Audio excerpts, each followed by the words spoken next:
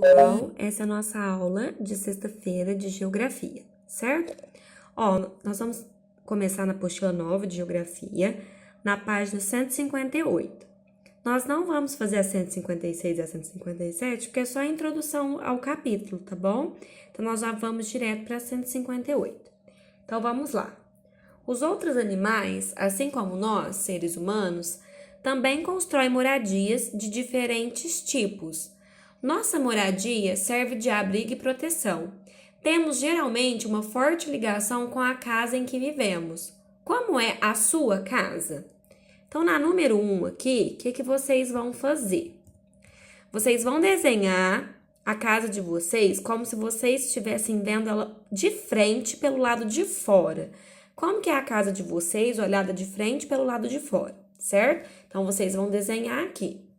Depois colorir bem bonito, tá? Depois na 2. Agora descreva para os seus colegas o espaço em que você vive. Diga se é um apartamento, uma casa ou outro tipo de moradia. Fale sobre as cores das paredes, por exemplo, e comente sobre outros detalhes que você achar importante citar. Ó, a tia vai dar uma dica. Comecem falando: eu moro em uma casa ou eu moro em um apartamento. Minha casa é grande, a cor dela é cinza, tem 2 quartos, uma cozinha. Então, vocês vão descrever dessa forma, tá? Citando tudo. E vai separando por vírgulas. Tem 2 quartos, vírgula, uma cozinha, vírgula, certo? E depois, quando acabar, coloquem um ponto final, tá?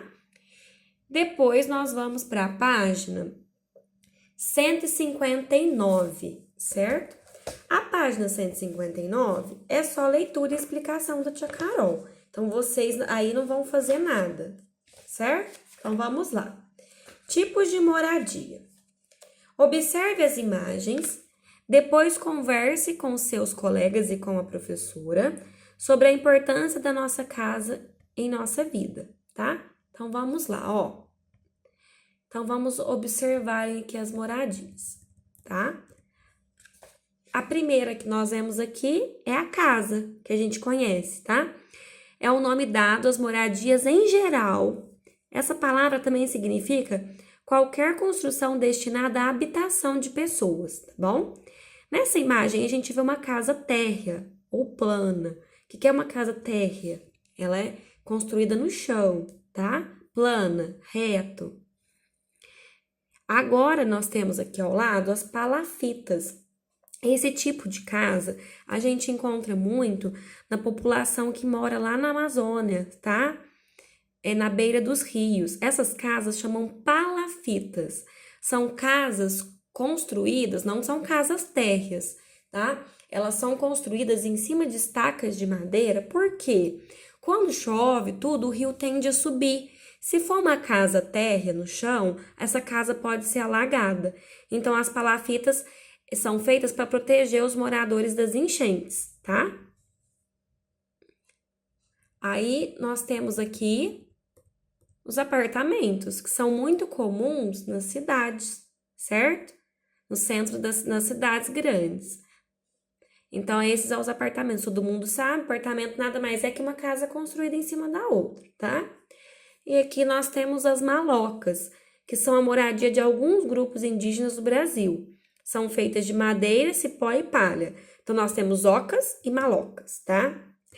Você conhece algum desses tipos de moradia? Aqui é só bate-papo. Você vai bater papo aí com a pessoa que estiver te ajudando. Algum desse parece com o lugar onde você mora? Converse com os colegas sobre isso. Vai conversar com a pessoa que estiver ajudando a fazer a lição. E por último, nós vamos fazer a página 160, 161 e 161 juntas. Por que juntas? Uma é sequência da outra, tá? Então, não tem como fazer uma e deixar a outra. Então, vamos lá. Enquanto carrega aqui, a tia já vai lendo para vocês, ó. Ouça as características das moradias lidas pela professora, depois recorte as imagens do encarte 1 e colhe nos espaços correspondentes. Lá no fundo da apostila, na página 225, nós vamos ter essas imagens aqui, tá? Aqui nós temos um iglu, aqui nós temos uma maloca, aqui nós temos uma caverna e aqui nós temos uma tenda, certo?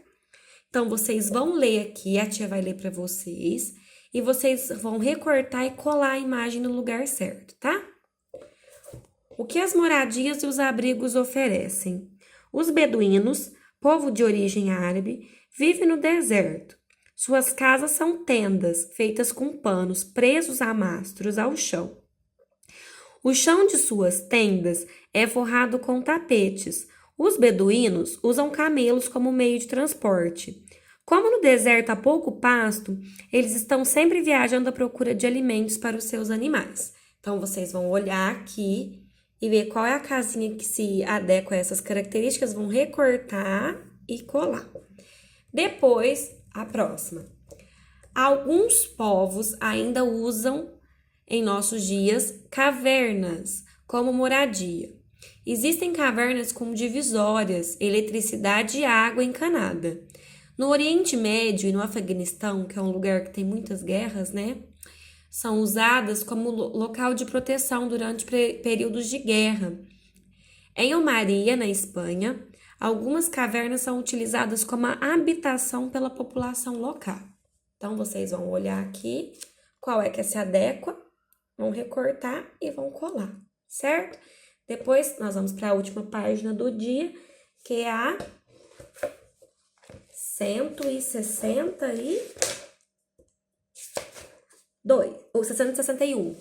161. Agora aqui. Os esquimós, inuit, vivem em locais muito frios, onde neva muito durante os períodos de caça.